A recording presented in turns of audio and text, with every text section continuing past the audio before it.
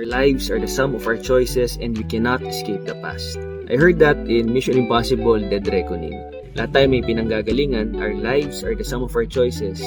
At lahat tayo may mga maling desisyon and we cannot escape the past. Lahat tayo may, sana hindi ko na lang sinabi yon, hindi ko na lang sana ginawa yon, sana hindi na lang nangyari to. Minsan iniisip natin dahil may pangit o may mali tayong nagawa nung nakaraan, parang tapos na yung laban. Pero hindi ganun ang buhay.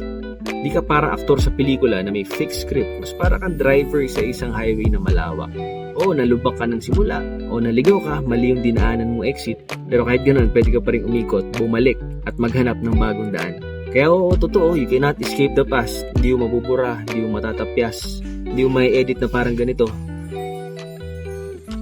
But you can outgrow it and you can build something so strong na kahit nasugatan ka kahapon, hindi yon na magde-define sa'yo bukas. Hindi mo kayang baguhin yung pinagdaanan mo, pero ikaw pa rin ang may hawak ng manibela ng buhay.